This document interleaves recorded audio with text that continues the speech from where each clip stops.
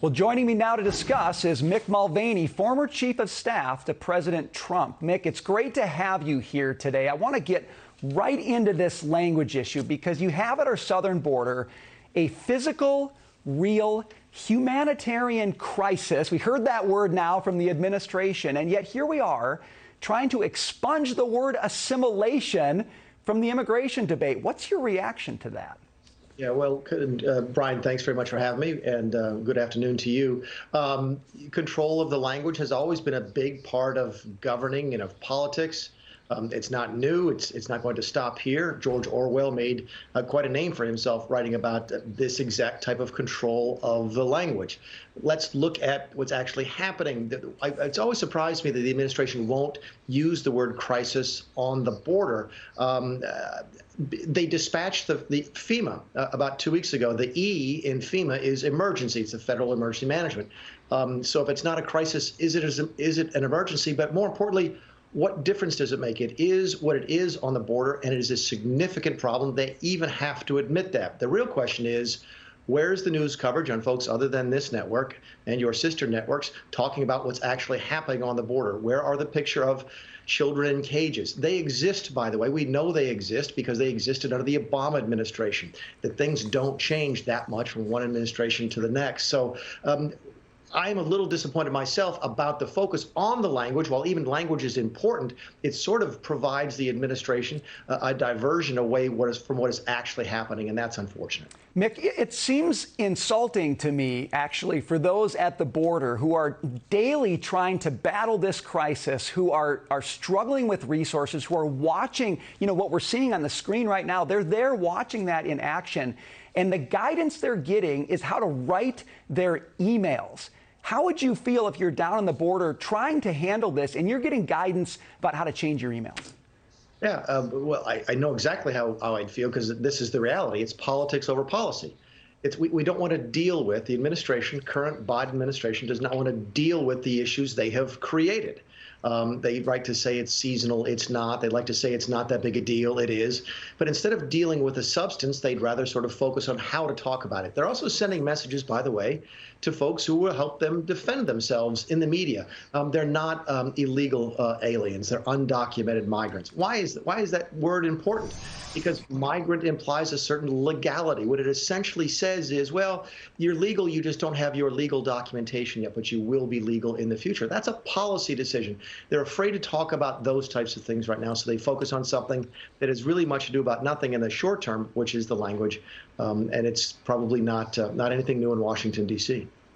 Mick, the word assimilation, apparently, we want to push that word out. What's wrong with assimilation? Isn't assimilation what's required in order to have shared values, to agree upon the way democratic processes work? I mean, isn't assimilation around values the way we can even call something a crisis at the border, a humanitarian crisis? We require assimilation to function, don't we? Yeah, thanks for mentioning that, because when I was looking at the materials for this interview and when you started your introduction, that word kept coming up, integration instead of assimilation. That's a dramatic change for us as Americans. The assimilation is sort of the fancy word for the melting pot. You're supposed to come to this country, certainly keep your culture and your background and your history, but become an American. That's what assimilation is. Integration is something entirely different. This goes to some of the larger conversations, Brian, that we're having right now as a country. When I was a younger man, we were told that when you came into this country, it didn't matter what race you were. It didn't matter what gender you were. It didn't matter where you were from. We were all Americans. That's changing now. That's assimilation. Integration is that all that matters is what color you are, what gender you are, and where you're from. So that represents a significant change in attitude about the country. It goes back, I think we had a conversation before about the difference between freedom of religion, which is what's written down, and freedom from religion, which is what the Democrats are trying to push right now. Those things are subtle. There's no question about it, but they're important. And assimilation is something that needs to be focused on. Well, speaking of the changing meaning of language, the push for bipartisanship on infrastructure is apparently underway. President Biden meeting with members of Congress from both parties for the second time today, saying he is willing to compromise. But at what cost? Mick, we've heard the language of compromise before. Didn't seem to be a lot of compromise, as most people understand that term. What's the window dressing here, and what's the reality in terms of what happens with infrastructure? Yeah, there's a way to cut through, by the way, Brian, language as sort of a basis for disagreement.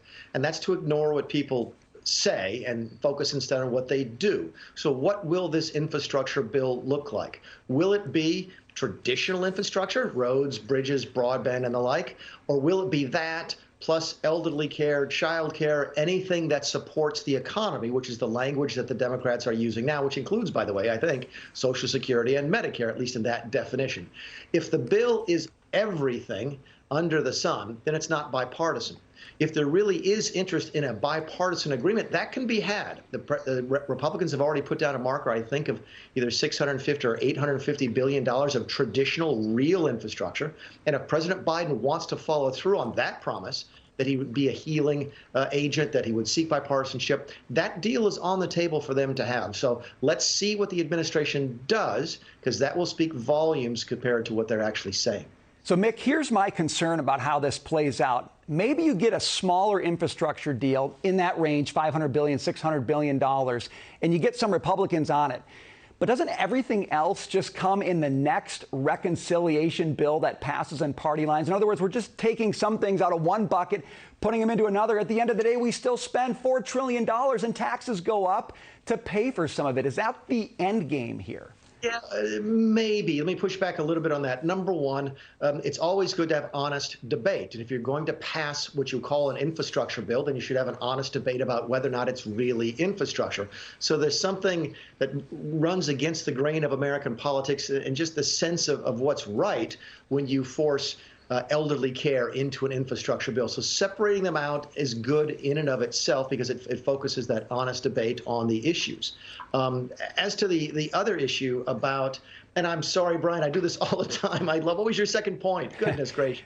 Well, Mick, we're just about out of time. My second point was we're going to end up taking the things we don't want to pay for as, quote, infrastructure, and Democrats are going to move them into the next bill that's coming, and it's still going to be $4 trillion.